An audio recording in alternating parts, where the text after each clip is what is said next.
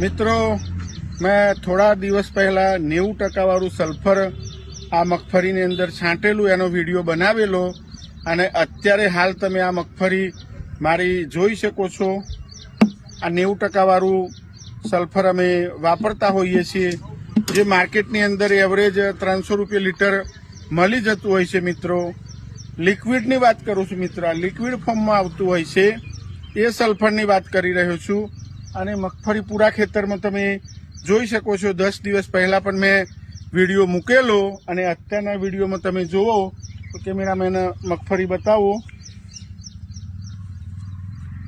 એકદમ સરસ મજાની મગફળી થઈ ગઈ છે અને ફંગીસાઇડનું પણ મિત્રો કામ કરે છે। સોયા સારા બેસવામાં મદદરૂપ થાય છે। નીચે આ રીતના સોયા પણ બતાવો, સોયા પણ સારા બેસવામાં મદદરૂપ કરે છે। તો ભરપૂર ઉત્પાદન મિત્રો આવતું હોય છે। સલ્ફરનો 2 વખત ઉપયોગ કરવો, પહેલો 30 થી 40 દિવસે, બીજો 70 દિવસે, તો દાણા પણ ભરપૂર ટકાવારી આવશે, વજન સારું થશે, તો તમારો ભાવ પણ ઊંચો આવશે। મિત્રો તો તમે અત્યારે આ મારી મગફળી જોઈ રહ્યા છો। વિડીયો સારો લાગે તો બીજા મિત્રોને પણ ફોલો કરી શકો છો મિત્રો। અને આ 90% વાળું સલ્ફર મગફળીમાં ફરજિયાત સ્પ્રે કરવો। એક પંપનો ખર્ચો ગણો મિત્રો, કંઈ ના થાય, 20 થી 22 પંપ 1 લીટરમાંથી થતા હોય છે, તો એવરેજ ગણી નાખજો। ગુણાકારની અંદર પૈસામાં કશું ના થાય મિત્રો। તો આ તમે જોઈ રહ્યા છો મારી મગફળી। તો મિત્રો 15 લીટરના એક પંપનો ખર્ચો ગણવા જઈએ તો ફક્ત 15 રૂપિયા જ ખર્ચો આવે મિત્રો। 20 પંપ થાય તો 300 રૂપિયા થાય, પણ પંપ વાઇઝ કોસ્ટ ગણો તો વીઘાનો ખર્ચો કંઈ ના થાય મિત્રો।